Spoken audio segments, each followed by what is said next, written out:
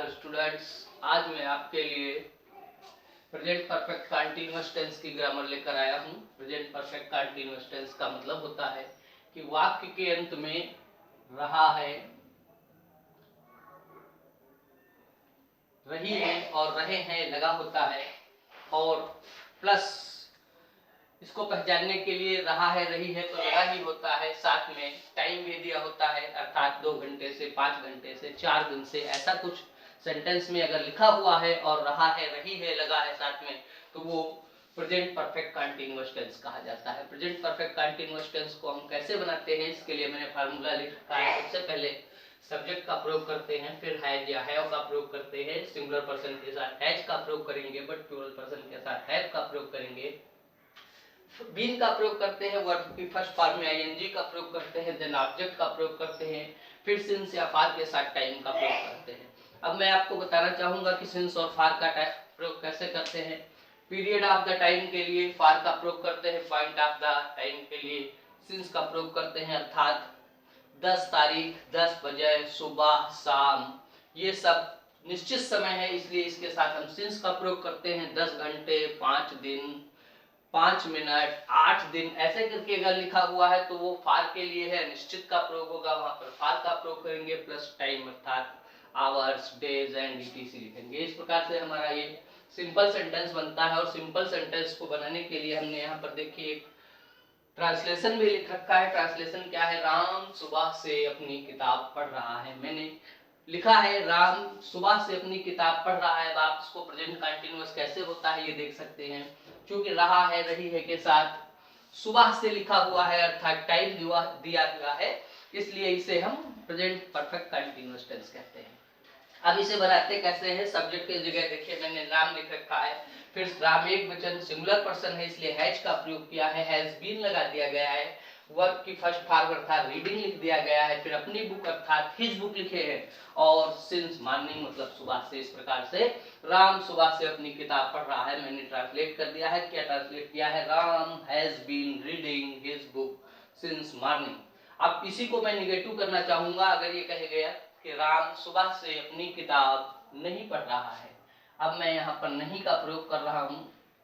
राम अपनी किताब सुबह से नहीं पढ़ रहा है, मैंने इसको नेगेटिव कर दिया है। तो ये देखिए जो मैंने नॉट लगाया है वो है या है के बाद नॉट का प्रयोग होगा, फिर सेम, बीन, वर्ब में ING, object and other things वैसे ही आ जाएंगी। तो फिर हम इसको क्या लिखना चाहेंगे, राम है, यहाँ पर देखिए हैज के बाद नॉट का प्रयोग किया जाएगा, इसलिए मैंने राम हैज नॉट यहाँ पर नॉट का प्रयोग कर दिया है। Ram has not been reading his book, अर्थात राम सुबह से अपनी किताब नहीं पढ़ रहा है। अब उसके बाद मैंने ये दूसरा सेंटेंस लिख रखा है, जिससे कि मैं आपको बताऊंगा इंटरोगेटिव क्या होता है, डबल इंटरोगेटिव क्या होता है।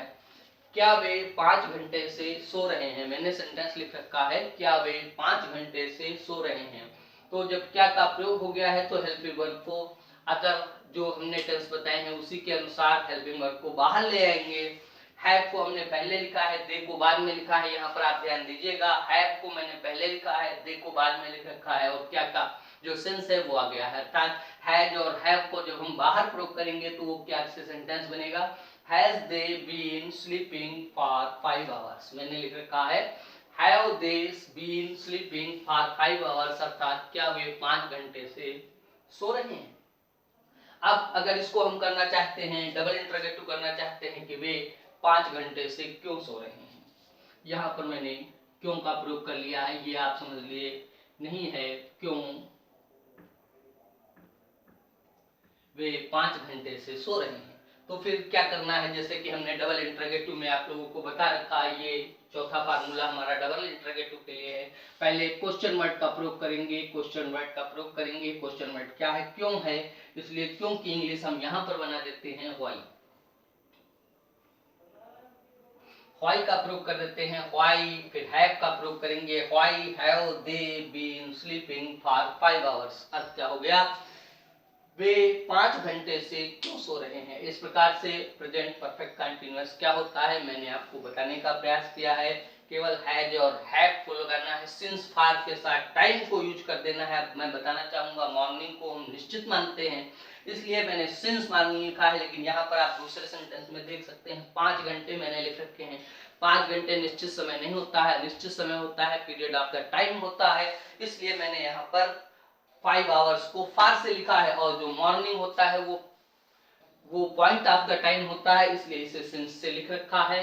मैं समझता हूं कि आप मेरे वीडियो पर देखकर प्रेजेंट परफेक्ट कंटीन्यूअस क्या होता है ये समझ सकते हैं। मेरा वीडियो फुल स्क्रीन पर करके देखें, और फिर हमारे वीडियो को अच्छे से देखने के बाद आप अपने ट्रांसलेशन बनाएं, and I think you will be good in translation. Now I will see you in my next video. Thank you.